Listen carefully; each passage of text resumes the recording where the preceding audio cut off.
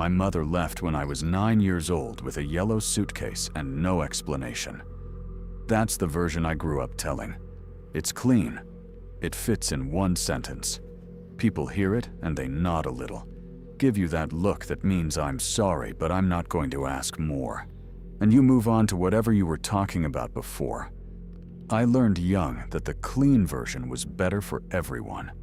Better for my aunt, who raised me and didn't want the messiness of my mother's name in her house.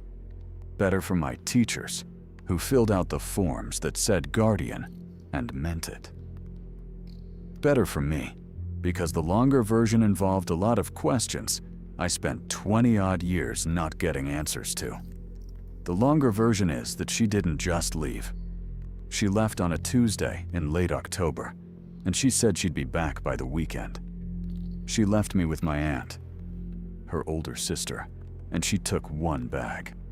The yellow suitcase, hard shell, mid-size. She'd had it since before I was born. I remember it lived at the top of her closet and smelled like cedar when you opened it. She packed it that afternoon while I sat on her bed watching, and she put in a week's worth of clothes, her good earrings, the envelope she kept in the nightstand that I wasn't supposed to know about, and a photograph. I didn't see which photograph. I asked where she was going, and she said to sort something out, which is the kind of answer adults give children when they don't want to lie outright. She kissed me on the forehead, and she left. She never came back. My aunt filed a missing persons report 3 weeks later, after she'd called everyone she knew and gotten nothing. There was a brief investigation. My mother's car was found at a bus station 40 miles away. Nothing inside it. No note. The bus station's cameras had been malfunctioning that week. I only learned that detail about 10 years later when I got a copy of the police report. No record of her buying a ticket. No record of anyone seeing her. She simply stopped being traceable somewhere between my aunt's house and wherever she'd meant to go. The case is technically still open. In practice, it's been a dead file for 15 years at least. I'm 31 now. I work at a thrift store in a mid-sized town about 90 miles from where I grew up. I've been here 6 years, which is longer than I've stayed anywhere, and I've been at the store 4 of those. It's not where I thought I'd end up, but I've stopped thinking about that much. The job suits me. I'm organized. I like sorting things, categorizing things, understanding what belongs where. The work is quiet, in a useful way. You spend most of the day handling other people's discarded objects, and there's something meditative about that if you let it be. You learn not to get attached to any of it. You learn that everything has a previous life and a probable next life, and your job is just to be the in-between. The store is a non-profit resale operation, not a chain. We've got 3 full-time staff, including me, 2 regular volunteers, and our manager Donna, who has worked there since it opened in 2008, and treats the place like a slightly disorganized version of a home she loves. Donna is in her mid-50s and has the energy of someone who has made peace with the fact that the job will never be finished, only maintained. We get along well. I run intake and sorting, which means donated goods come through me first. I log them, sort them, price them, decide what goes to the floor and what goes to the reject pile. It's more systematic than it sounds. You'd be surprised how much comes through in a week. Donations arrive in a few different ways. People walk in with bags and boxes during store hours. Churches and estates sometimes arrange scheduled pickups. And then there's the bin out back. A large metal collection bin in the parking lot that accepts donations 24 hours. The bin gets emptied every morning when I come in. The overnight stuff is always interesting. Sometimes it's good. Sometimes it's a garbage bag full of broken holiday decorations and single shoes. You stop being surprised either way. I say all of that because you need to understand what an ordinary day looks like before I tell you about the box. It came in on a Thursday morning in early March. I know it was a Thursday because Donna had Thursdays off, and I was running intake alone, which I preferred. The overnight bin had more than usual 3 large garbage bags of clothing, a box of mismatched kitchen items, 2 lamp bases without shades, and 1 medium cardboard box with the top flaps folded shut but not taped. Nothing remarkable about it from the outside. Someone's recycled shipping box, a bit soft at one corner from the morning damp. I carried it inside with everything else and left it on the intake table. I worked through the clothing bags first because they're fast once you develop a rhythm. Check for stains, check for damage. Brand name gets separated. Remainder gets priced by type. I was maybe 40 minutes into the morning when I got to the cardboard box. Inside was a yellow suitcase. I'm aware that sounds like the start of something, but in the moment, it wasn't. It was just a suitcase in a box. People donate luggage all the time. It's not unusual. And yellow suitcases exist. I noticed the color, registered a small pull of something old and reflexive, and set it aside. I moved the cardboard box to the reject pile because the bottom was too soft to sell, and I put the suitcase on the table. It was a hard shell mid-size, yellow. The particular pale gold yellow of luggage from the late 80s or early 90s, rather than the bright modern yellow you see now. Latches, not a zipper. Somewhere on the corners. The kind of piece that was built to last and clearly had. I checked the exterior for major damage, found none, flipped it, and opened the latches. The smell hit me before I saw anything. Cedar.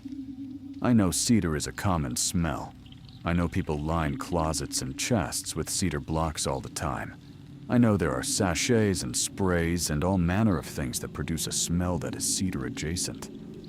I am not trying to tell you that cedar smell means anything on its own. But this was not a general cedar smell. This was a specific one. And I have never been good at explaining to people how a smell can be specific. Only that some smells carry an address, and this one carried mine. My mother's closet, the top shelf, the suitcase that lived there. I stood over the open suitcase for a moment. Inside, empty. No clothing, no contents, nothing. Clean interior lining, that sort of quilted beige fabric they used in older luggage. And 2 interior pockets, both empty. No ID tag on the exterior. The small inner pocket on the lid held nothing but the stiff cardboard sleeve that came with the suitcase originally, the kind that just says the brand and a size reference. The brand was a name I didn't recognize. The card was yellowed. I closed it. I wrote $8 on a tag and tagged it and moved on. That should have been the end of it. I've thought a lot about whether I registered more in that moment than I'm admitting, even to myself. The honest answer is that I don't fully know. I noticed the color. I noticed the smell. I put both in a box in my head marked coincidence, irrelevant, and I went back to work. The ability to do that, to file a thing away, is something I got very good at between age 9 and now. It's not healthy, probably, but it functions. I priced out the rest of the intake, put the floor items on the cart, and opened the store at 10. The suitcase sold that same day. A woman bought it around 2 in the afternoon. I saw her at the register because I happened to be nearby restocking a shelf. She had a teenager with her who looked bored and slightly mortified in the way teenagers look when they are in public with their parents. The woman said something like perfect size for carry-on, and the teenager said, "Mom, it's yellow," and they moved on. Normal transaction. Donna rang it up. I went back to what I was doing. That night, I dreamed about my mother's closet, which I hadn't dreamed about in years. Not a nightmare. Just a dream where I was 9 again and sitting on her floor, looking up at the top shelf. The suitcase there with the closet door open, and the light coming through was the flat gray kind that means early morning. Nothing happened in the dream. I just looked at the suitcase and the closet looked back. I woke up at 3-something and got a glass of water and sat at my kitchen table for a while in the dark. Then I went back to sleep and forgot about it mostly. The second box came in 8 days later. Overnight bin again. Mixed donation, some books, a bag of children's toys, a small box of kitchen items, and the box. Different box this time. Flat shipping box. Sturdy. Taped shut.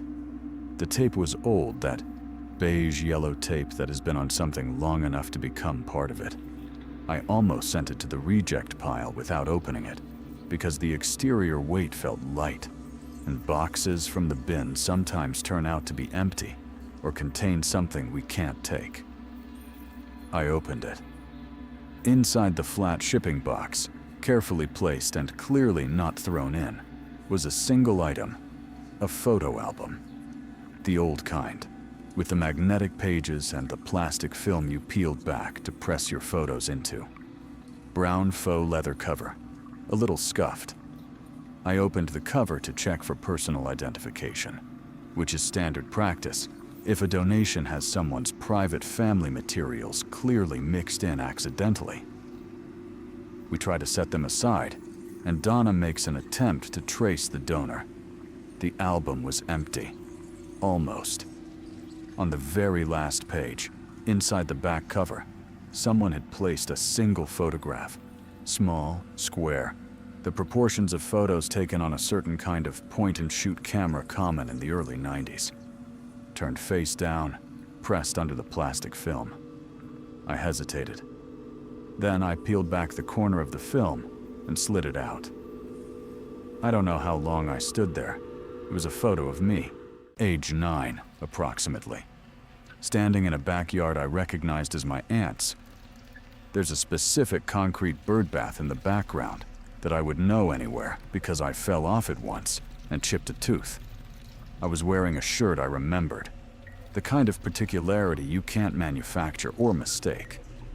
I was 9 years old in the photograph, and someone had pressed it face down into a donated photo album in a taped-up box left in an overnight donation bin at a thrift store 90 miles from where I grew up. I sat down on the intake stool. My hands were steady, which surprised me, and then didn't, because steady hands are sometimes the body deciding not to spend itself until it understands what it's dealing with. I turned the photo over. The back was blank. No date, no name, no inscription. The paper had that slightly tacky feel old photographs get when they've been stored somewhere with temperature fluctuation. I put the photograph in my jacket pocket. I logged the empty album as a reject and moved on with the morning. Donna came in at 10 and I said nothing to her. I don't know exactly why. Or I do know, and it's embarrassing to say, which is that the only thing I would have been able to tell her was there was a photo of me as a child in the donation bin, and I couldn't figure out how to say that in a way that would sound like anything other than a person coming slightly unglued. Donna would have been kind about it. That was almost worse. That night I drove to my apartment, sat at the kitchen table under the overhead light, the same place I'd sat 8 days earlier in the dark, and I put the photograph in front of me, and I looked at it for a long time. The birdbath was real. The shirt was real. The way I was standing, slightly turned like I hadn't known the picture was being taken, that was real too. I remembered an afternoon at my aunt's where someone had taken photos. I could not, at age 31, remember who had been there taking them. My aunt, possibly. Or my mother had been at my aunt's house regularly, right up until she left. She would have had photographs from that time. She would have had a photo of me. She had packed one photograph in the yellow suitcase when she left. I went to bed without deciding what that meant. Lay on my back for a while doing the particular kind of math you do when you're trying to determine whether a series of coincidences is actually a series of coincidences. 2 donations. A suitcase that smelled like her closet and a photograph from my childhood. Both in the overnight bin. 8 days apart. I had not told anyone about the suitcase. The only people who knew I worked at this particular store were Donna and my 2 coworkers, and a small number of acquaintances in town. None of them knew my mother's story. I hadn't told anyone that story in years. The version I'd shared, the few times I'd shared anything, was the clean, one-sentence version. 90 miles away. 22 years since she left. The reasonable explanations. Someone cleaned out a storage unit and donated the contents across multiple trips, and the items had coincidentally belonged to my mother, and I'd happened to be working there. The suitcase and the photograph had arrived together in that explanation, just in different boxes from the same person. The smell was the smell of 1,000 old cedar-lined closets. The photo was of a child who had a common enough appearance that my certainty was a product of wishfulness and proximity. These were reasonable. I knew they were reasonable. I held on to them with both hands and went to sleep. But I'd put the photograph face down in my intake log, in the pocket where I kept notes, and before I turned the light off, I moved it to my nightstand instead. Not because of anything rational, because it was a picture of me at 9 years old, and someone had kept it somewhere, and I wanted it close in a way I couldn't make sensible. I didn't sleep well.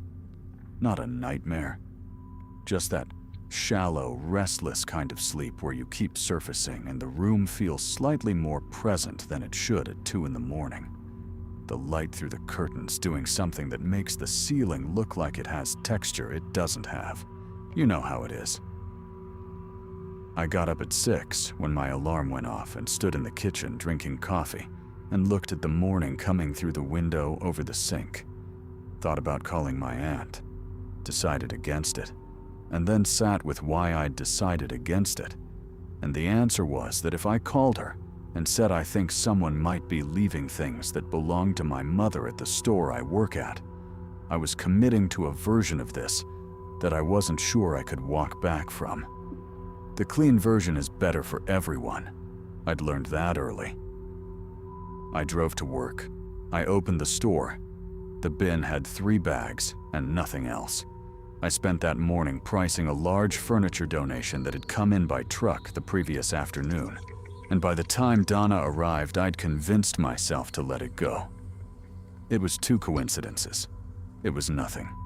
It was me doing what grief-adjacent people do, which is pattern match against the wound, because the wound is always a little bit open regardless of how long you've had it, regardless of how well you've sealed it over. I knew how to do this. I'd been doing it for 22 years. I was carrying a lamp to the floor display area around 11 when Donna called from the back. "Hey, did you log the overnight intake yet?" I said I had. Everything from the bin that morning. She came out from the back holding a small cardboard box. I hadn't seen it. "This was sitting next to the bin," she said. "Not in it. On the ground beside it." It was a shoebox, taped shut. My name, my full name, first and last written on the top in ballpoint pen. Donna was holding it out toward me, the way you hold something you're not sure about. Not suspicious exactly. More like she'd picked up on some weight in the object that she couldn't account for and was passing the decision to me. "Someone must have left it overnight," she said. "I almost missed it. It was pushed against the side of the bin."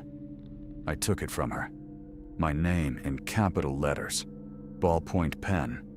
The handwriting was angular and evenly spaced. I didn't recognize it. "Strange?" I said, which was the most available word. "Probably someone who knows you work here. Maybe a friend dropping something off." "Yeah," I said, "probably." Donna went back to what she was doing. I carried the box to the intake table and set it down and stood in front of it for a moment. The tape was the same type as the photo album box. That old beige tape, the kind on cardboard that's been sitting in storage long enough to look like part of the original surface. The box itself was a shoe size I couldn't immediately determine from the outside. I have a small utility knife I use for intake. I use it every day. Automatic as breathing. I picked it up, held it over the tape seam, and put it down again. Then I picked it up and cut the tape. Inside the shoebox, folded in tissue paper, was a small wooden jewelry box. The kind with a hinged lid and a simple clasp. Dark wood, maybe walnut, with a small flower motif carved shallowly into the top. Not elaborate. The kind of thing done by someone with basic woodworking skill, rather than a craftsperson. I recognized it. My mother had kept it on her dresser. It held her good earrings, a bracelet she wore for holidays, and a ring she'd inherited from her mother that she rarely put on, but never got rid of. I'd seen it every morning for 9 years. I opened the clasp. Inside the jewelry box was a small folded piece of paper. No jewelry, no earrings, no bracelet, no ring, just the paper. I unfolded it. You found the suitcase. Now you're looking. Keep looking. Don't tell anyone at the store.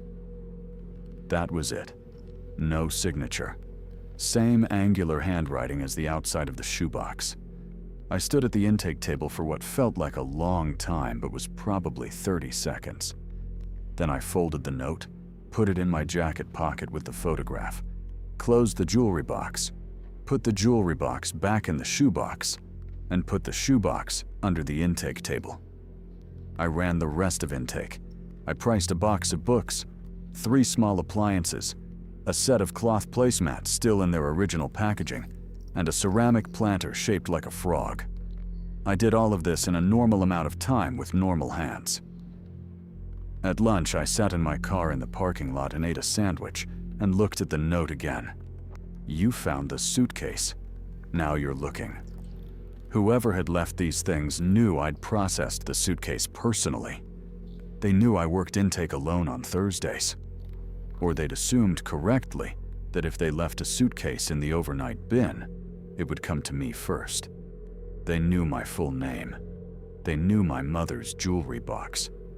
They had been leaving things deliberately, in sequence, and they'd waited to see whether I would respond in some traceable way before escalating to something addressed directly to me. The instruction not to tell anyone at the store sat in my chest at a particular angle. The obvious reading was that someone was trying to isolate me, which was not a reading I could afford to be naive about. There were people who knew my mother's story. There were people who could theoretically have acquired objects from her life. There were reasons for a person to want to manipulate a grieving adult into a private correspondence through a series of escalating personal objects. And none of the reasons I could think of were good. I also knew sitting in my car, with the sandwich half finished, that I was going to keep looking. Not because the note told me to, because of the suitcase smell, and the photograph, and the jewelry box. Because 22 years is long enough that even the possibility of something has a gravity you can't reason yourself out of in a parking lot on a Tuesday. I went back inside. I finished the shift. I didn't tell Donna. That night I pulled out everything I had on my mother's disappearance. I didn't have much. The police report, which I'd requested as an adult, and kept in a folder at the back of my filing cabinet. A few photographs I'd found at my aunt's after she died. My aunt passed 6 years ago, which is roughly when I moved to this town. And after the funeral, I'd taken a small envelope of photographs because there was no one else to take them. A birthday card my mother had written me the August before she disappeared. That was the sum of it. No letters, no journal, no extended paper trail. She hadn't been a person who left extensive records. I spread the photographs on the kitchen table, standard family snapshots from the early 90s. In most of them, she was mid-30s, which means she would be in her late 50s now. Assuming. The word assuming does a lot of work in how I think about my mother. I looked at each face in each photograph with the specific attention of a person who has processed donated goods for 4 years, trained to notice detail. trained to ask what belonged together and what had been separated, and why. I was looking for anything I might have glossed over, because I'd learned, early, not to look too hard. There was one photograph I'd always mentally skipped past because it was slightly out of focus and taken from a distance. My mother in someone's backyard, not my aunt's. Somewhere I didn't recognize, standing next to a man I'd never been able to identify. I'd assumed it was a friend, a coworker, someone irrelevant to anything. I'd assumed it without examining the assumption. I sat with that photograph for a long time. I didn't recognize the man. Couldn't now, any better than I could before. He was turned slightly away from the camera, which might have been accidental or might not have been. What I noticed, looking carefully for the first time, was the way my mother was standing.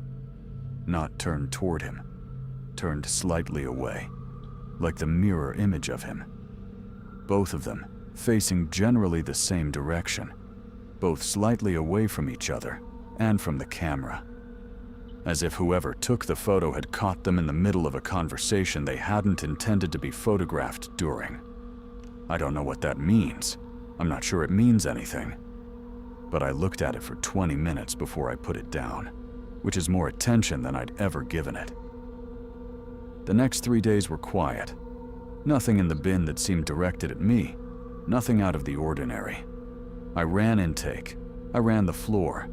I helped a volunteer named Carl Price, a frankly enormous collection of VHS tapes that someone had donated, apparently in their entirety, including several labeled only with masking tape and initials I couldn't interpret. Normal work. The shoebox sat at the back of my closet at home. On the fourth morning, there were 2 items in the overnight bin that weren't in bags or boxes. Loose, laid directly in the bin. The bin is a large metal box about chest height, the kind with a hinged roof flap and a wide mouth for dropping items through. Things left loose in it occasionally. Not everyone bothers with bags. Usually it's a pair of shoes or a folded jacket, something easy to grab and carry. The first item was a small travel umbrella, collapsed and dry. Green with a wooden handle. I had a vague, non-specific reaction to it that I couldn't anchor to anything, and set it in the pricing pile.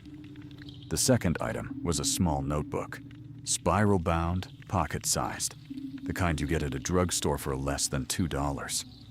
The cover was water-stained, and the spiral had the slightly sprung look of something that's been opened and closed many times. I flipped it open. It was full of handwriting, not the angular ballpoint from the note. Different handwriting rounder, slightly left-leaning, the kind of writing someone produces when they've been writing quickly for a long time, and their natural letter shapes are still in there, but compressed. I knew this handwriting. I had one birthday card at home in this exact handwriting, my mother's. I closed the notebook and held it against my chest with both hands for a moment, which was not something I would normally do with anything. Then I opened it again and read the first page. At the top of the first page, in my mother's handwriting, if you're reading this, it means you found what I left. I need you to understand before you're angry. And you will be angry. And you should be. I was standing in the back room of a thrift store holding a notebook my missing mother had written in, and my body was making the decision I'd noted before. The steady hands decision. The wait until you understand decision. I put the notebook carefully in the inside pocket of my jacket, against my ribs, and I closed up the bin and went inside and ran intake. I know how that sounds. I know the rational response was to read it immediately. The reason I didn't was that I was at work, in a building where Donna would arrive in 2 hours, and the note had said not to tell anyone at the store, and this is harder to articulate. I was not sure I could read whatever was in that notebook, and then function normally for the remainder of a work shift. I have a lot of practice at setting things aside. I have less practice at setting things aside after I've already started reading them. I worked the morning. Carl came in at 11, and we spent 2 hours reorganizing the back half of the floor display and arguing amiably about whether we should section the books by genre or keep them mixed, which is a debate we've been having for months with no resolution. Donna did inventory in the back. I helped 2 different customers and ran the register twice. Nothing in my behavior was different. I was, I think, completely normal to everyone around me. At 3 o'clock, I went home. I sat in the same kitchen chair I'd been sitting in every time I needed to think about this, which was starting to feel less like a coincidence and more like a ritual. I put the notebook on the table. I opened it to the first page. If you're reading this, it means you found what I left. I need you to understand before you're angry, and you will be angry, and you should be. I've been putting this off because I don't know how to write this to you at 30-something, the same way I would have written it when you were younger. You are not the same person I left, and I am not the same person who left, and I don't know if that makes this easier or harder. I think harder. I am not going to tell you everything in this notebook. I am going to tell you enough. The rest is in the suitcase. I stopped. The suitcase was sold. It had been sold the same day it came in, to a woman whose name I had no way of knowing. A cash transaction. No record beyond the price tag and the register total. I kept reading. There are things I couldn't send you directly, and there are reasons I can't explain yet. What I need you to know right now, first, is that I have known where you were for a long time. I never reached out because I wasn't safe to reach, and I wasn't going to bring what was following me to you. That was not a choice I was willing to make. I want you to know that. What is following me has been following me since before you were born. I found out about 2 months before I left. I don't know what to call it. I don't know if there's a name for it. The man in the photograph knows more than I do, and I don't trust him. And you shouldn't either. But he's part of this whether I like it or not. I turned the page, blank, and the next page, and the next. The handwriting stopped after that second page. The rest of the notebook, 40-50 pages, was completely empty. I sat back in my chair and looked at the ceiling for a while. The rest is in the suitcase. The suitcase was gone. Sold 8 days ago to a woman I couldn't identify. Whatever my mother had meant for me to find was somewhere in this town, presumably in a yellow hard-shell suitcase, currently owned by a stranger who had bought it for $8 as a carry-on. I looked at the ceiling for a while longer, and then I got up and found the store's sales log on my laptop. We kept a basic digital record of daily transactions, and I looked at the Thursday she'd bought it. The suitcase appeared as luggage/yellow/HS, with the $8 price and the transaction time, 2:14 p.m. No name. Cash sale, no name. But Donna had been on the register when the woman bought it. And Donna had a memory for customers, the way I had a memory for donated objects, precise and involuntary. The woman had had a teenager with her. There was a specific thing the teenager had said. I thought about the instruction in the note. Don't tell anyone at the store. I thought about what that instruction was actually protecting, and who it was protecting it from. I thought about a notebook with 2 pages of handwriting and 40 pages of nothing, and a suitcase I no longer had, and a man in a photograph my mother had been careful to say was untrustworthy, while also saying he was part of this. I needed to find that suitcase. The only person who might remember the buyer well enough to help me was Donna, and asking Donna meant either lying about why I wanted to know or telling her something true, and the true things I had available were not things I could explain briefly or reasonably. I made a decision. Not a good one, maybe, but a considered one, which I think matters. I wasn't going to lie to Donna. I was going to ask her about the customer and give her as much truth as I could without the parts that would make her treat me like someone who needed managing.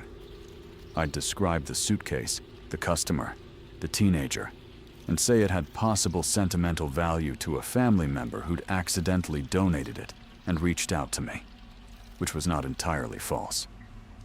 I picked up my phone to call her, and the screen lit up with a message from an unknown number. Don't ask about the buyer.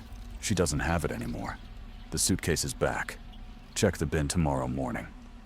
I put the phone down on the table and looked at it.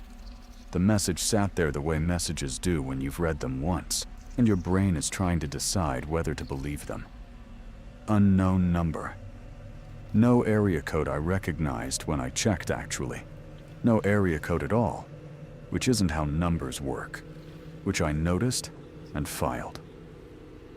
I thought about calling it back, decided against it for reasons I couldn't fully articulate, except that calling back felt like agreeing to something before I understood what I was agreeing to. I set the phone face down and went to bed and slept badly, and was at the store at 7:15 the next morning, 45 minutes before I needed to be. The bin was locked when I got there. I unlocked it.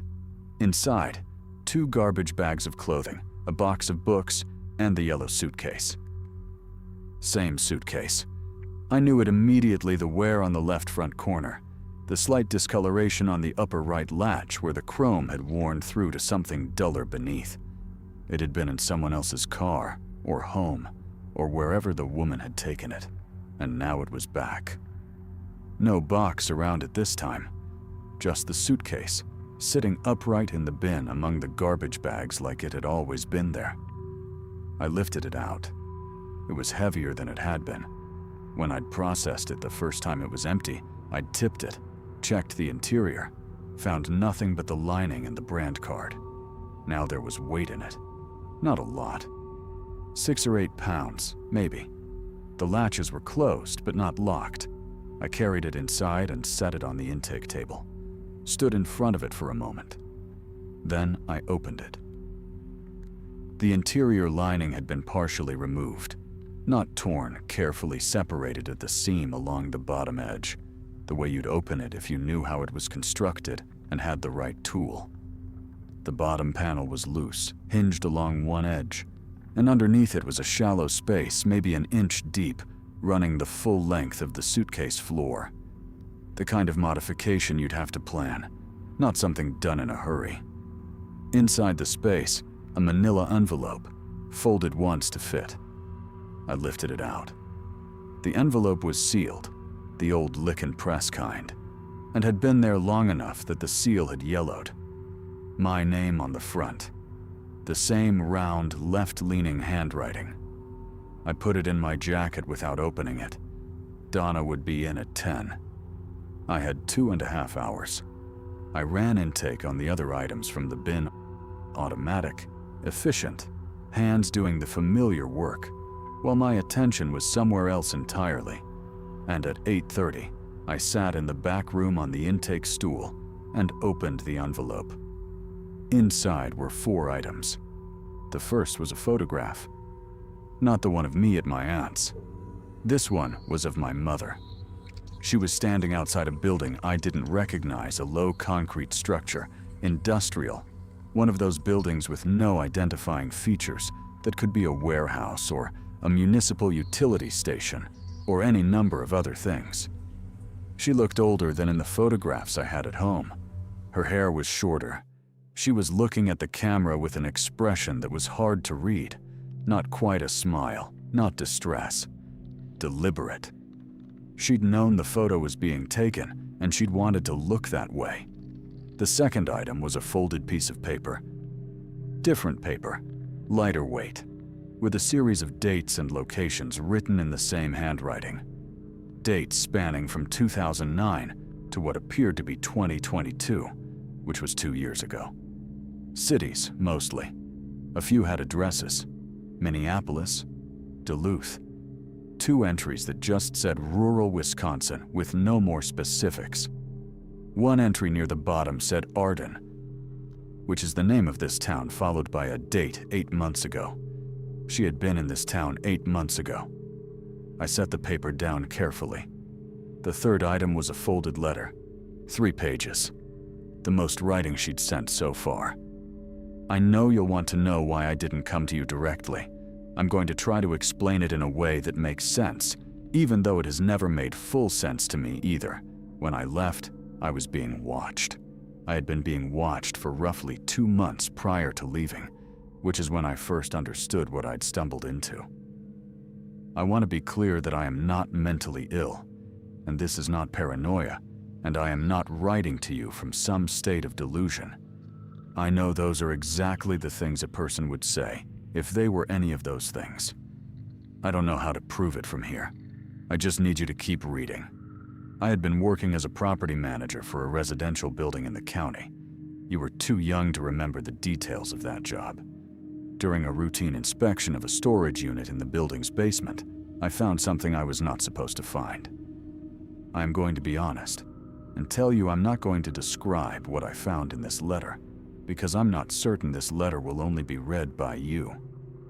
What I will say is that what I found made clear that someone had been using that basement space for an extended period, for purposes that were not legal and not. I'm not going to finish that sentence. I'm going to say instead that I took something I shouldn't have taken. Evidence. I took it because I thought I could take it to someone official, and that would resolve things. That was naive. The man in the photograph, I'm not going to use his name here, was connected to the people who used that space. He found out I'd taken the evidence within 3 days. He came to my apartment, and he didn't threaten me in any explicit way. He just told me he knew about you. He said your name. He said your aunt's name. He said the name of your school. I left 6 days later. The evidence I took is what I've been carrying for 22 years. I could not go to the police with it in the early years because I didn't know who could be trusted and who couldn't. And by the time I had better information about that, the original investigating officers were retired and the case was cold. And I was too far outside my own life to re-enter it cleanly. There's a longer version of this that I can give you in person. The short version is that I did not abandon you. I made a calculation. I have made that calculation every day for 22 years, and I want you to know it has not been painless. I stopped reading and looked at the back wall of the intake room. There was a shelving unit there I'd reorganized 6 months ago. I looked at it for a while without seeing it. She was alive. She was alive, and she had been in this town 8 months ago. She had been systematically sending me things over the past several weeks, in sequence, testing whether I would respond or report, and now she was telling me what had happened. These were the facts. I listed them in my head in order. It helped. I kept reading. I have been watching whether I could trust you not to go to the authorities with this before I'd explained it. That sounds cold. It is cold. I have learned to be cold about certain things, and I am sorry that it has cost you this length of time. The things I sent you first, the suitcase, the photograph, the jewelry box, were partly information, and partly a test. You didn't call the police. You didn't report anything unusual to your employer. That tells me what I needed to know. The man in the photograph has also been watching. Not the same watching. He doesn't know about the suitcase. He doesn't know about the notebook or this letter. He knows I've been in this region because I was not careful enough last autumn, and I know he knows because of something I noticed that I'll explain later. He is not someone you can approach or report. I need you to trust that. The fourth item in the envelope is the evidence. Do not look at it in a place where someone could see you. I stopped, looked at the envelope, reached in, and found the fourth item. It was a USB drive. Small, standard, no markings. I held it for a moment and then put everything back in the envelope and put the envelope in my jacket and went back to pricing the book donation. Donna arrived at 10. The morning proceeded normally. At lunch, I sat in my car again. The USB drive was in my jacket pocket. I didn't have my laptop with me. I thought about what my mother had written. Do not look at it in a place where someone could see you. And I thought about what that meant practically. A public place was out. The store was out. A library had cameras and other people. My apartment was private, but I didn't know. I realized with a specific, unpleasant clarity whether private was something I could assume anymore. I didn't know how long I'd been observed, or in what capacity, or by whom.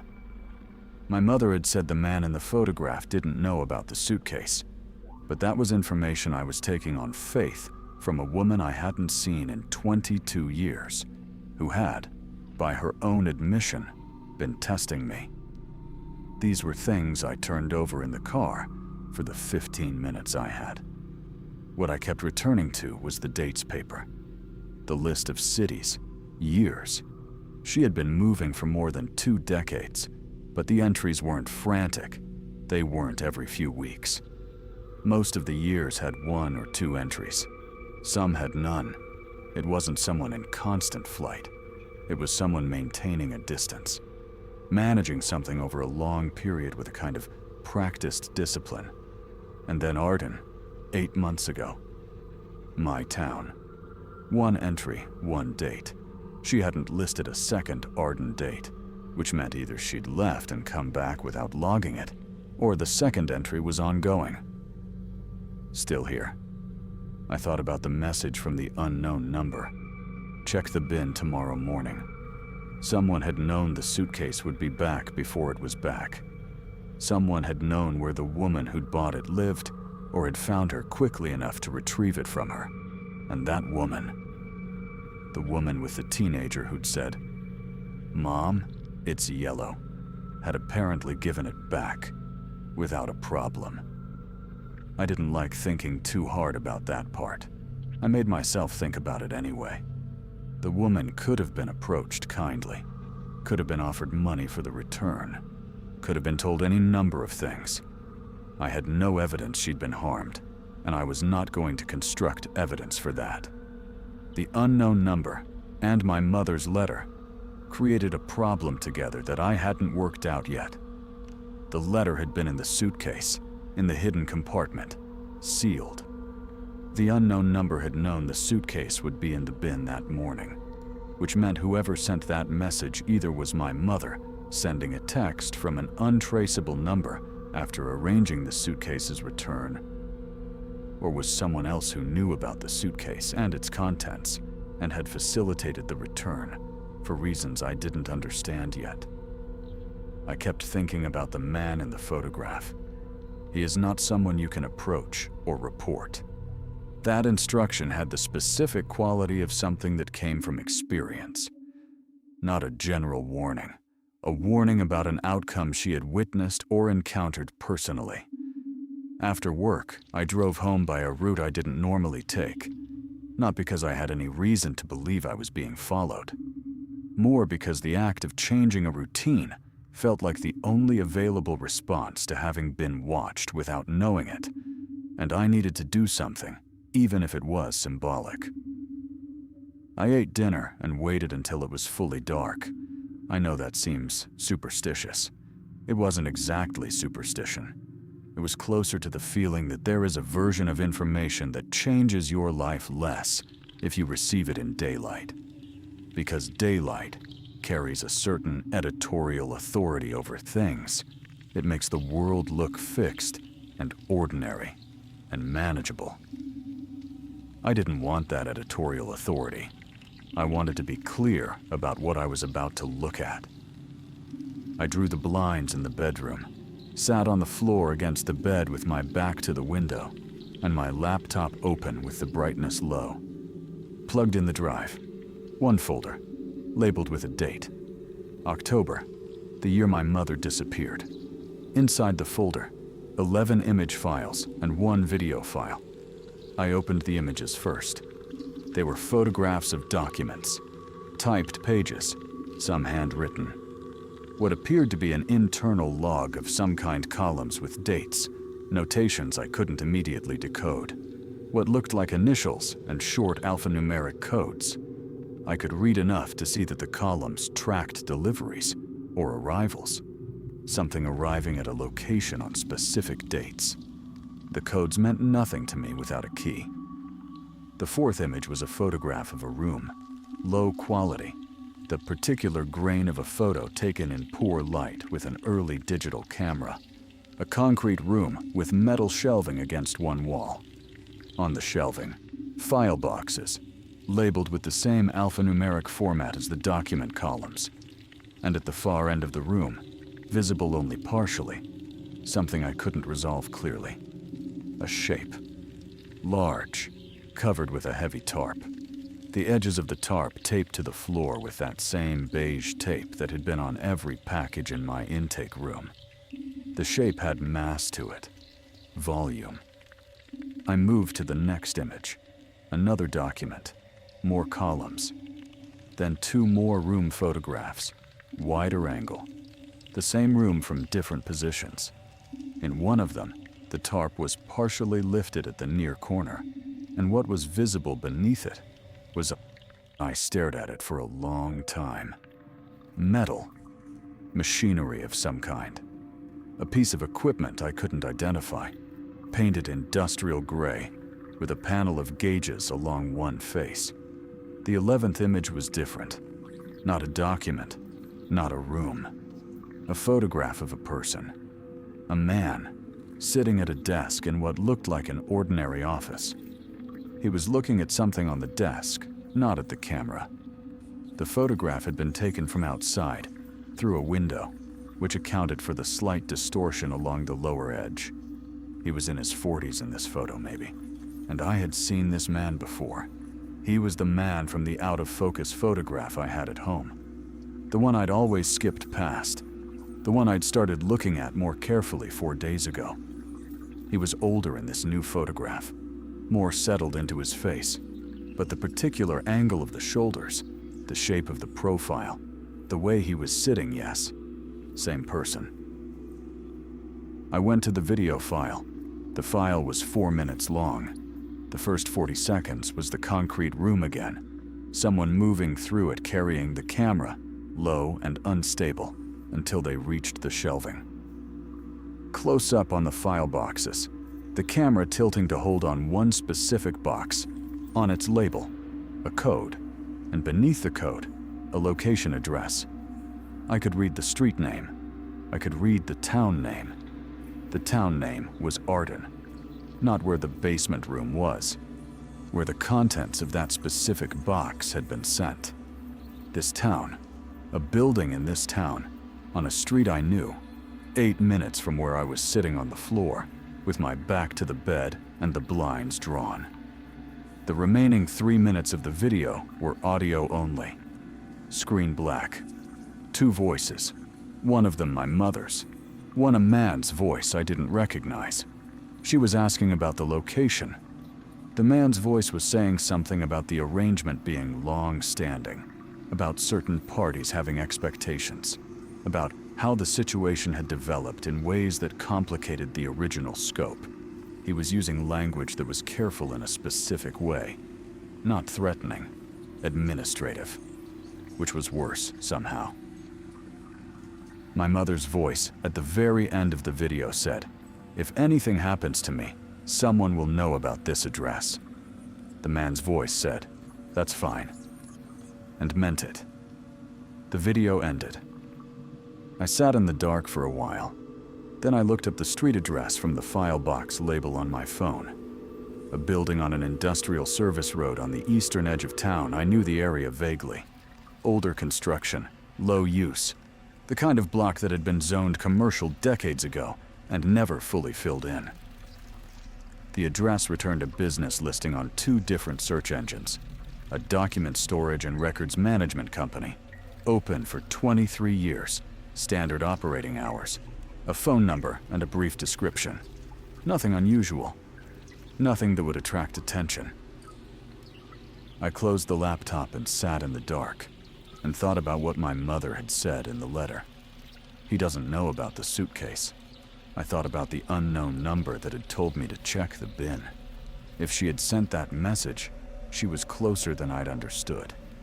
close enough to monitor the bin, close enough to know when the suitcase was back. I picked up my phone and typed a message to the unknown number. I watched the video. I know the address. What do you need me to do? I sent it before I could decide not to. Sat there. 60 seconds. 90. The reply came back in under 2 minutes. Nothing yet. He's been inside the building for 3 days. That changes things. Wait for me to contact you. Then, after a pause long enough that I thought the conversation was finished, don't go to that address. I mean this. I read it twice. The tone of it not commanding, not theatrical. Tired. The specific tiredness of someone who has been managing a dangerous thing for a very long time and is not sure how much longer they can sustain the management of it. I knew that tiredness. I recognized it in the text, the way you recognize a family member's walk from a distance before you can see their face. I put the phone down. Outside my window, somewhere on the street, a car that had been idling for a while pulled away. I noticed the change in ambient sound only after the engine was gone. How long it had been there, I couldn't say. I hadn't noticed it arrive. I didn't sleep. Not in the dramatic way people mean when they say that. Not lying rigid and terrified watching the ceiling. More the practical kind of not sleeping, where you lie down and close your eyes and your brain keeps doing arithmetic. The idling car, 3 days inside the building, that changes things. I kept parsing those words for what they implied about the days before, about the arrangement's normal state, about what 3 days of continuous presence meant as a deviation from whatever pattern my mother had been tracking. Around 2, I got up and made coffee I didn't want, and sat at the kitchen table. I took out the dates paper and went through the entries again, slowly this time. The gaps between cities made more sense now than they had the first time I'd looked. She hadn't been running in panic. The movements were spaced in a way that suggested monitoring going somewhere, staying long enough to observe something, leaving before she became visible. Most entries were cities large enough to be anonymous in. The rural Wisconsin entries were outliers, and I spent some time on them. 2 entries, a year apart, close enough in description that they might have been the same location revisited. Somewhere isolated where the other party had activity she needed to track from a distance. And then Arden. I had not chosen this town for any particular reason. I'd come here 6 years ago because a friend of a friend had mentioned cheap rent, and I'd been between things, and the friend of a friend's description of the town had mentioned a pace of life that sounded like it suited my damage, which is a phrase I used to use internally before I decided it wasn't useful. I'd come here by what felt like ordinary drift, the randomness of a tired person taking the available exit. I thought about that for a while, and then I stopped thinking about it, because the direction it led was not somewhere I could afford to go at 2 in the morning before a work shift. I went back to bed. I was functional by morning. Functional is a low standard, and I met it. The next 2 days passed without contact. No messages from the unknown number, nothing in the bin beyond ordinary donations. I worked, I ate, I drove home by different routes each time, which I was aware was more psychological maintenance than genuine security measure, but I kept doing it. On the second evening, I drove past the street on the industrial service road. Didn't slow down, didn't stop. Just passed it the way you'd pass any commercial street at 6 in the evening.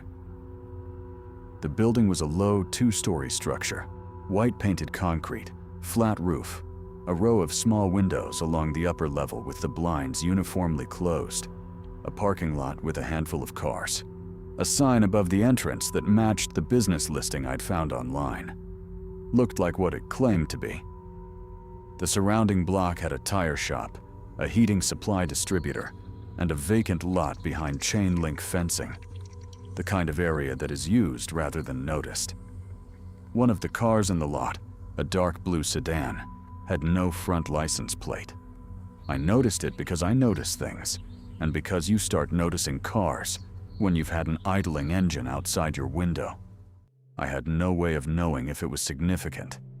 I drove home and made dinner, and didn't reach out to the unknown number because the instruction had been to wait, and I was committed, for now, to following instructions until I had a reason not to.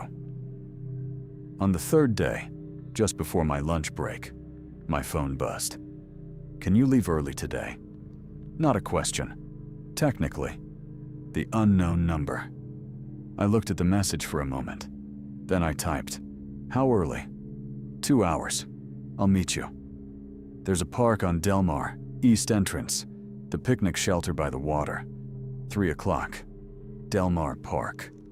I knew its small municipal park, the kind every mid-sized town has, with walking paths and a fishing dock and a cluster of concrete picnic shelters nobody uses much after summer. A reasonable place to have a conversation. Public enough to be witnessed. Quiet enough in late March to be private. The instruction not to tell anyone at the store was still nominally in effect. I chose to read it narrowly, as referring to the events of the past weeks, rather than to my physical whereabouts. I told Donna I had a personal appointment I'd forgotten, apologized, and asked if she could cover close.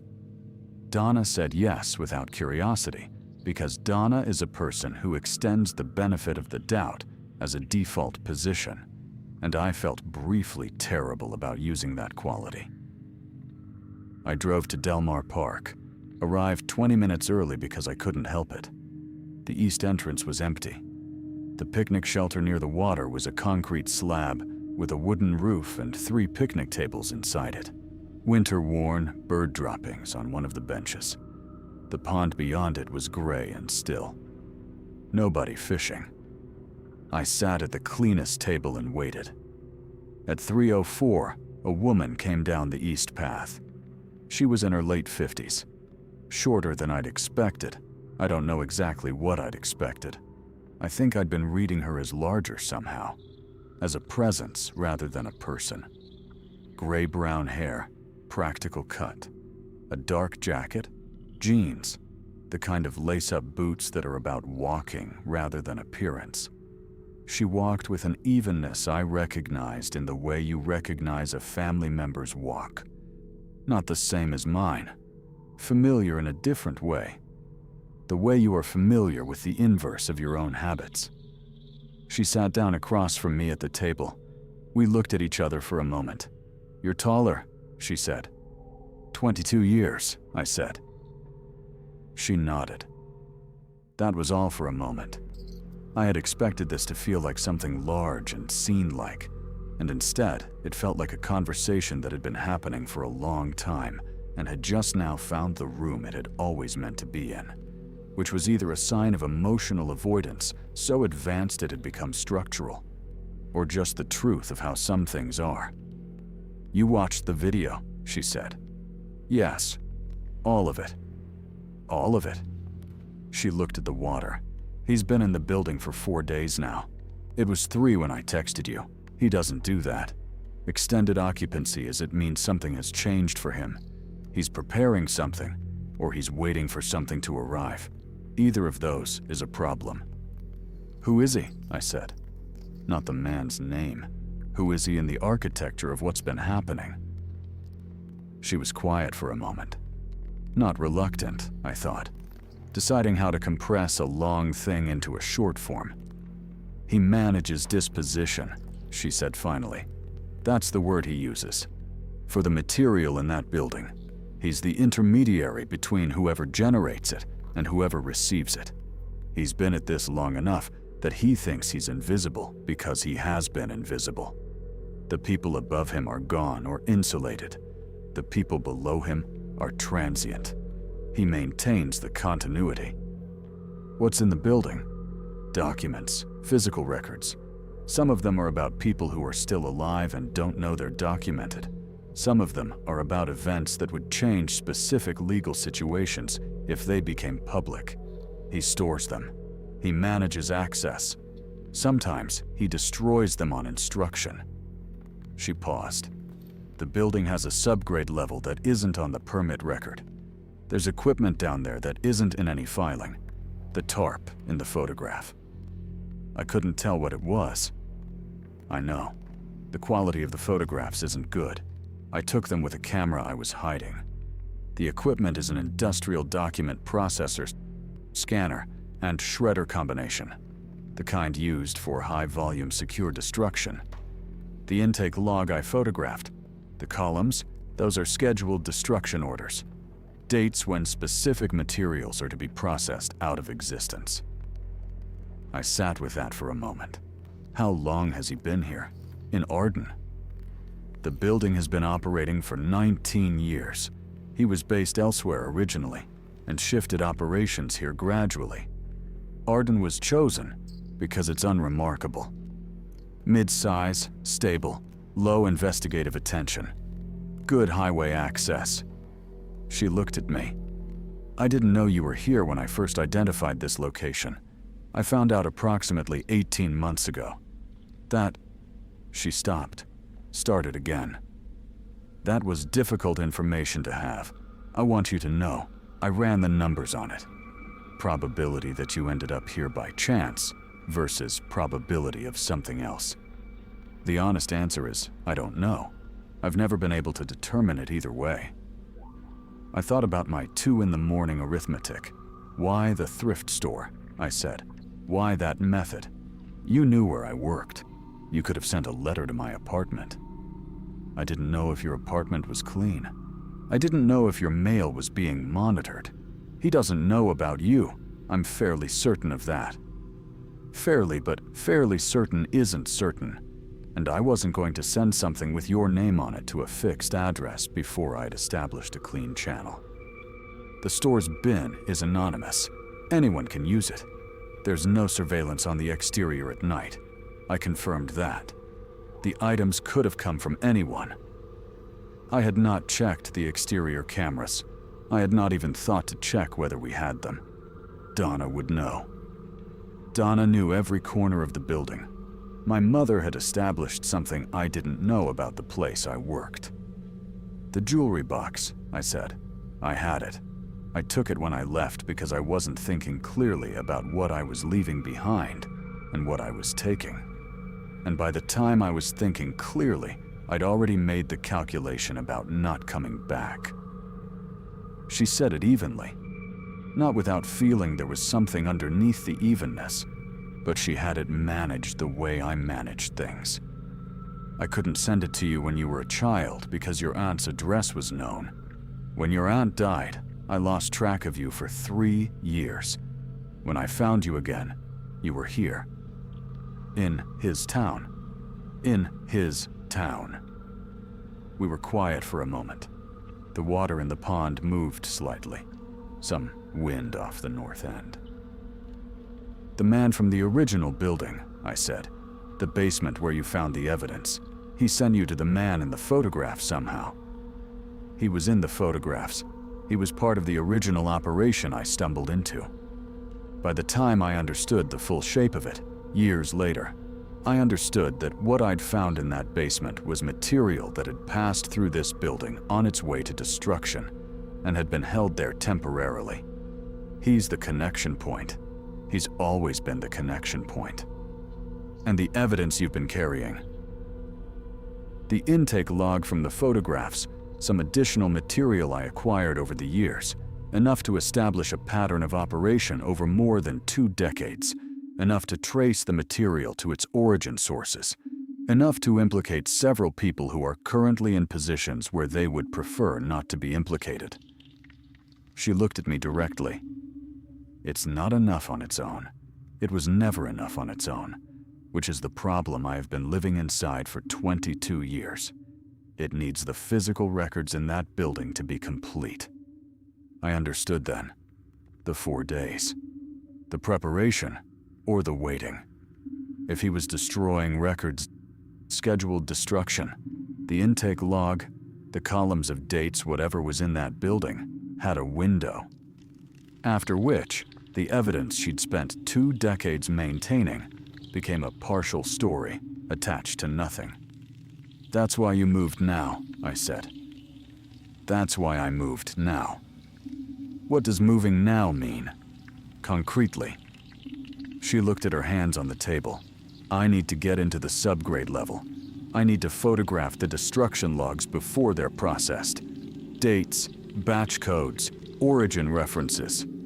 With those, I can establish what was destroyed when, and cross-reference it against the external record I have. And that cross-reference is what makes the pattern legible to someone in a position to act on it. You've been inside the building before. Once, 4 years ago briefly during business hours. Enough to confirm the subgrade access and the equipment. Not enough time to document the logs. He was out of the building that day. He hasn't been out of the building in 4 days. I sat with the geometry of it. She had the external record and no interior documentation. The interior documentation was time-sensitive. The man was currently inside the building, which had not happened in this sustained way before, which meant the timeline was accelerating. And she had sent things to me in sequence over the past several weeks, testing and escalating, culminating in a meeting at a picnic shelter in a winter-empty park. "What do you need from me?" I said. She was quiet for a moment. When she spoke, it was carefully.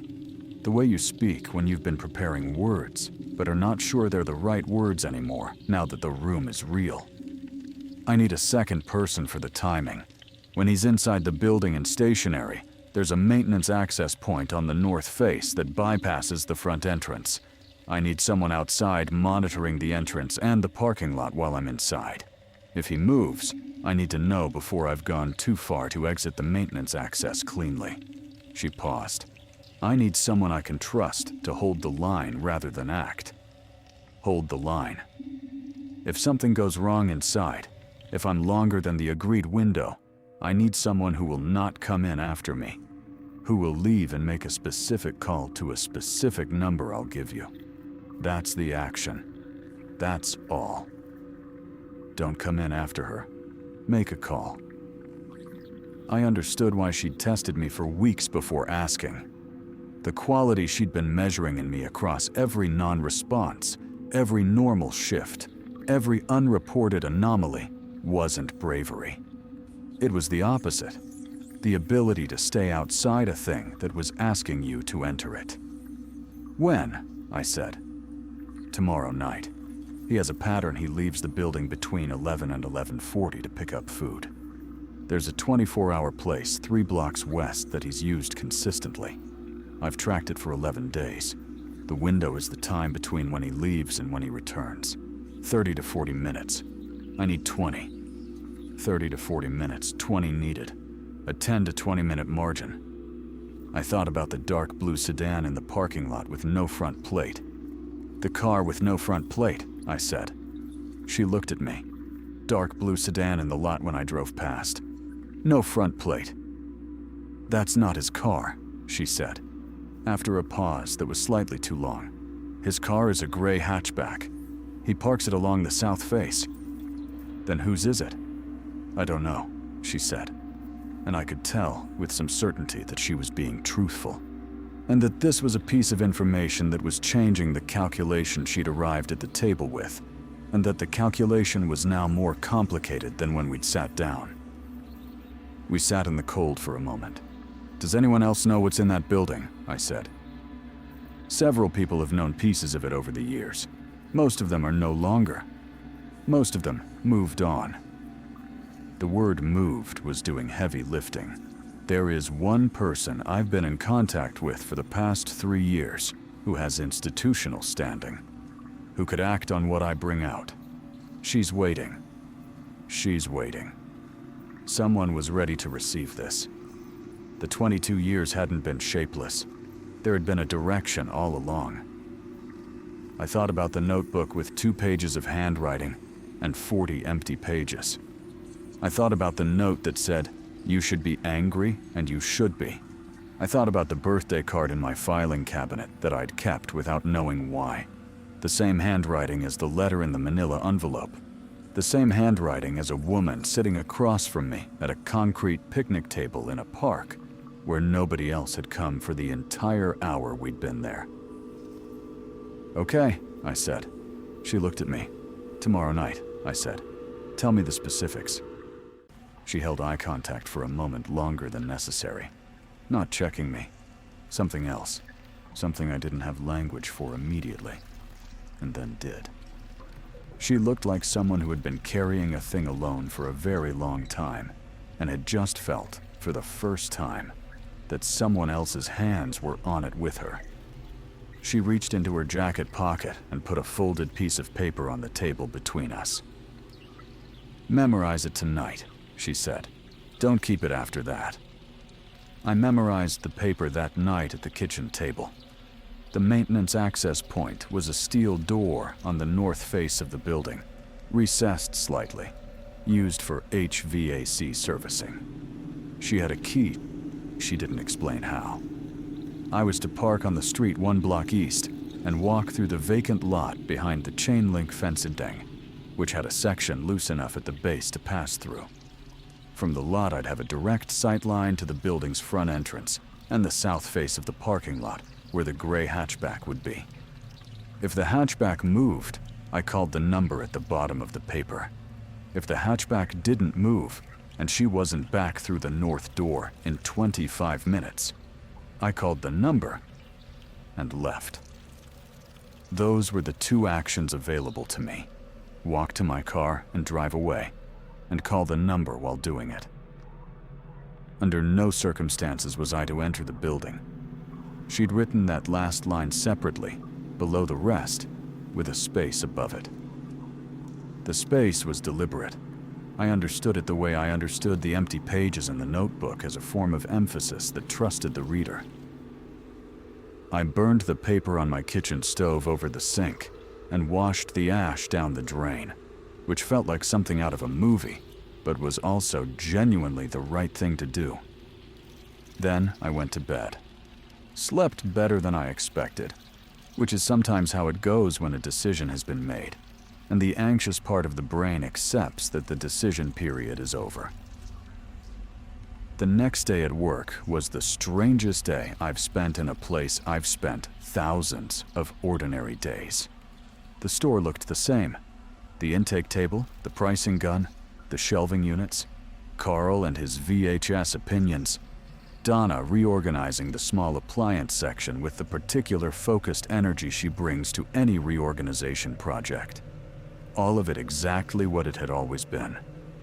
And underneath that ordinariness, quiet as the seam in a suitcase floor, the knowledge that in 9 hours I would be standing in a dark, vacant lot watching a door.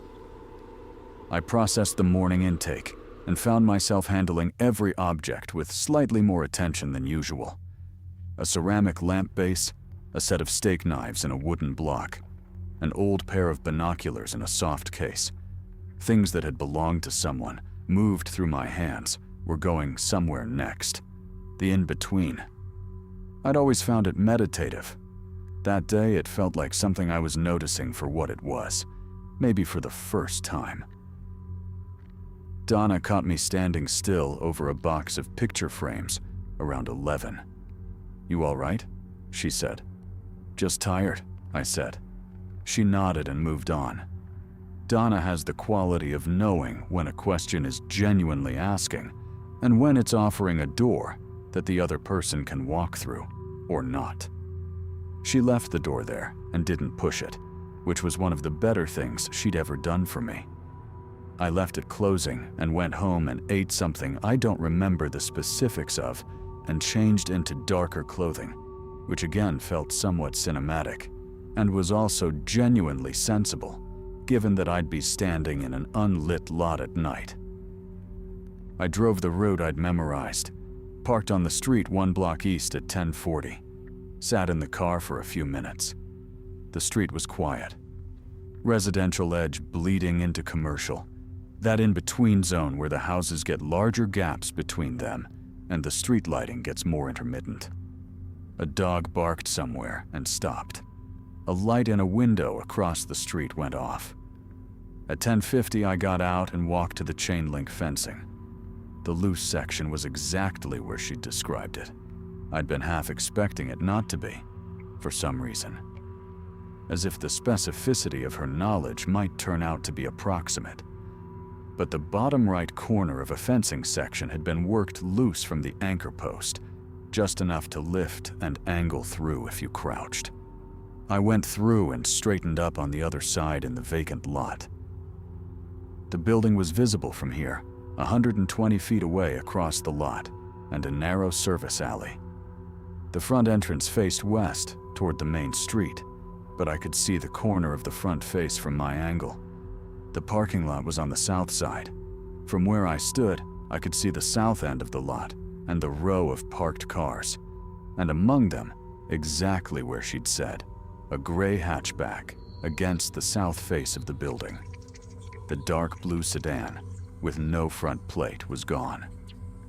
I didn't know what to do with that, so I filed it and focused on the hatchback. At 10:58, a light on the upper level of the building went off. At 11:03, the front entrance opened, and a man came out. I was far enough away that details were limited. Average height, heavier build, dressed for the cold. He walked to the south parking lot without looking around, the walk of someone who has made this same trip many times and stopped registering it. Got into the gray hatchback. The headlights came on.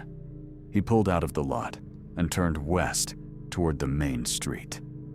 30 seconds later, from the north face of the building, a narrow door opened, and my mother went inside. I stood in the vacant lot in the dark and watched the door close behind her and checked the time. 11:04. The lot was quiet. The service alley between me and the building was maybe 30 feet wide. Concrete, a dumpster near the south end. Overhead, enough cloud cover that the available light was minimal and even.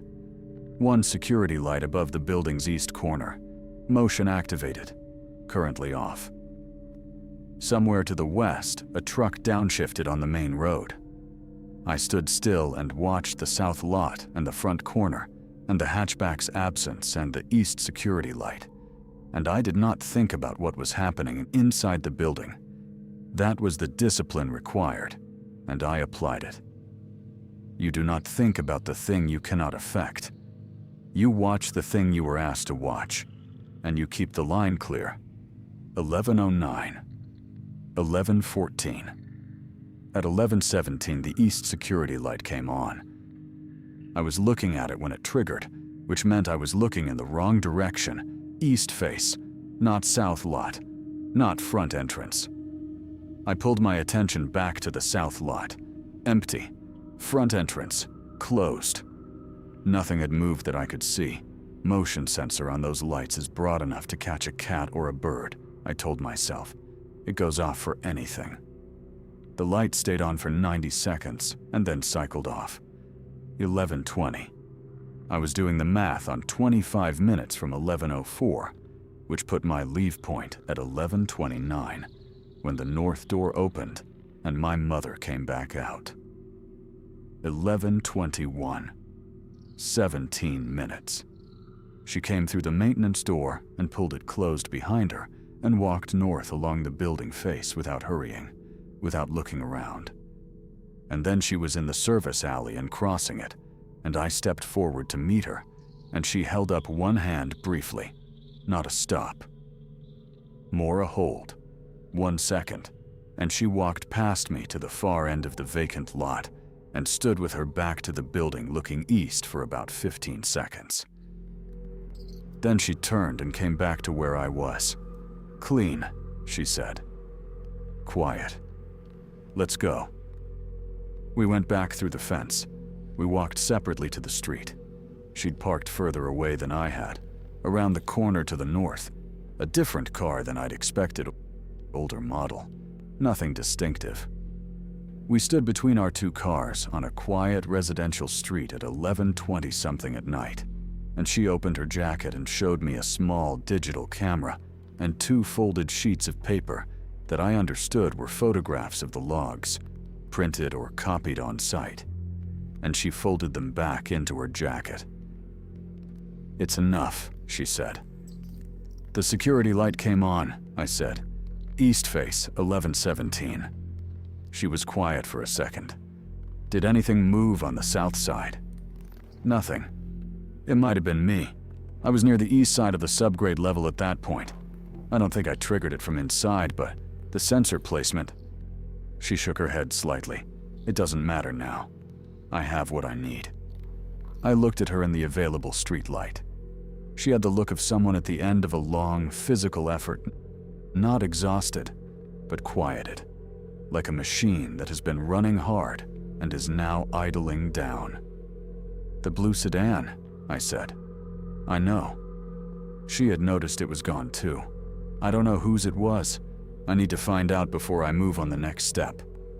She said it calmly, which was either genuine calm or a very practiced version of it, and I found I couldn't fully tell the difference with her yet. Yet. I noticed that word in my own head. "What happens now?" I said. "I make contact with the woman I told you about. I send her what I have tonight, digitally, before I do anything else. Physical copies follow through a route I've already set up. Then I move, because after she begins to act on it, this location becomes less safe for me, regardless of whether he's identified me." She paused. "That will take some time. Weeks, maybe 2 months. After that, it's in hands better positioned than mine. And him, in the building. He'll be interviewed at some point. He'll have resources, legal resources, people who will insulate him. He may not face full consequences. I've made peace with that. The material will be in the record. The pattern will be documented.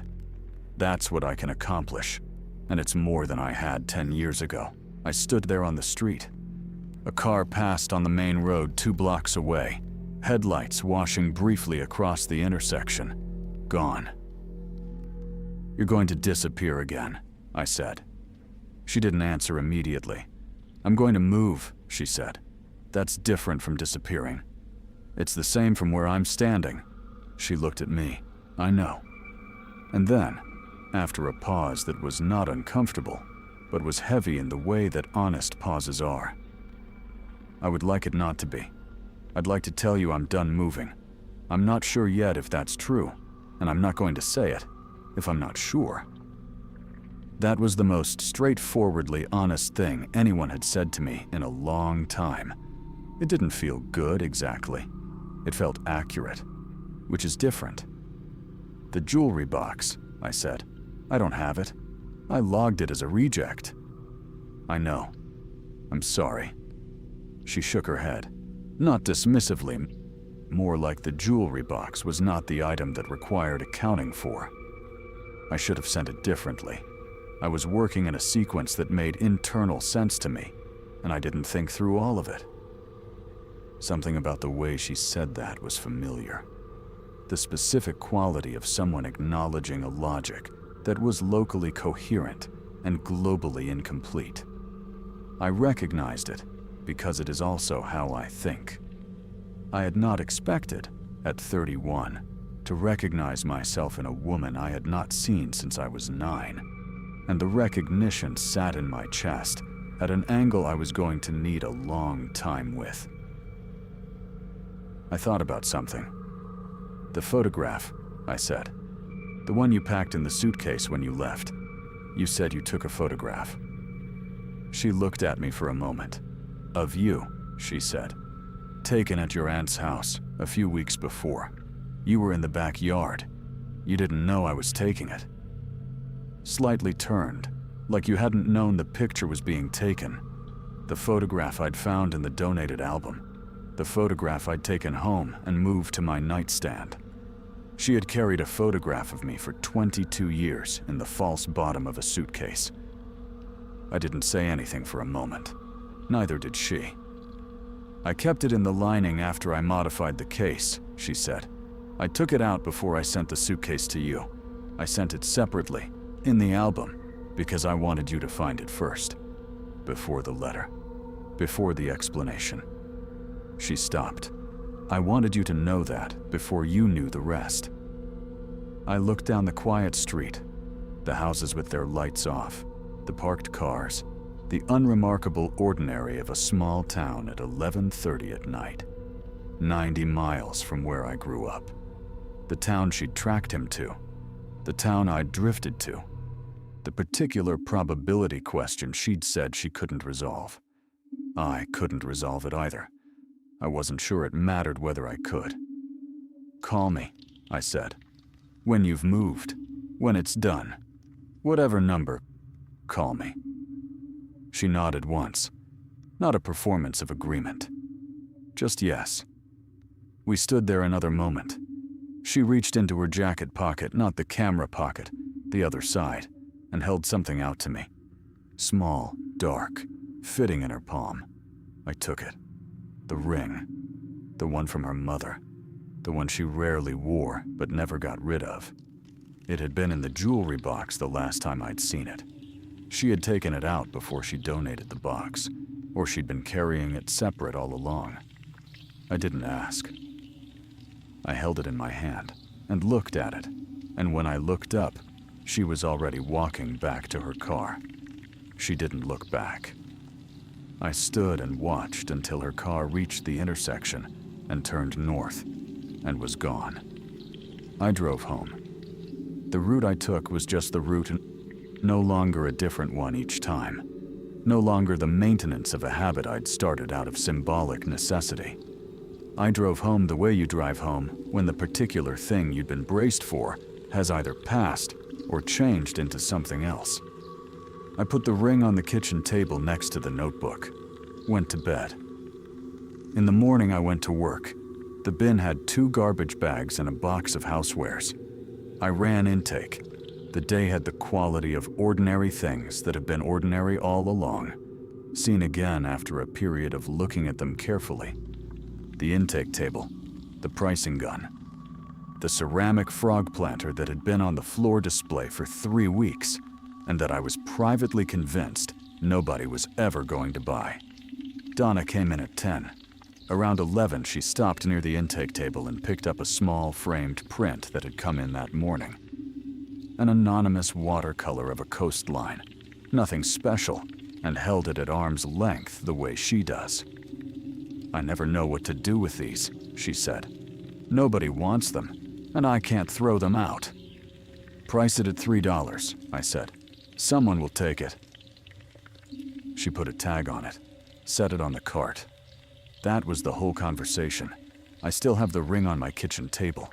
I haven't moved it to the nightstand or the filing cabinet or anywhere else. It's just there, where I can see it when I sit down to eat or to think, which is not a decision I made consciously, but which I've decided to leave. She called 11 weeks later, from a number I didn't recognize, late on a Sunday evening. The call was 4 minutes long. She said it was moving forward. She said she was somewhere with a different weather pattern than here, which was as specific as she got. She said she'd call again. I said, "Okay." The call ended. I sat at the kitchen table for a while after. The ring on the table in front of me, the overhead light doing what overhead lights do to small metal objects. Outside the window, the street was the same street it had always been, quiet and unglamorous, and mine in the way that rented spaces in unremarkable towns become yours if you stay in them long enough.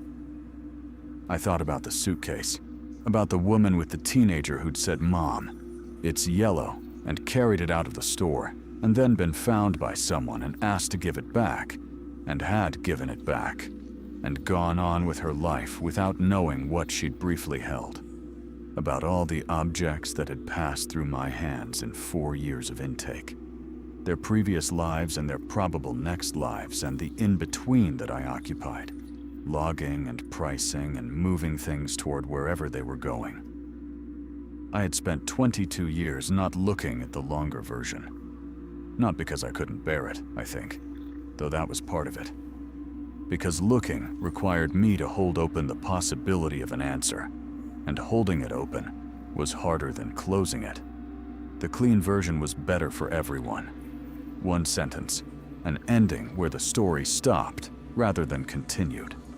The longer version doesn't end cleaner.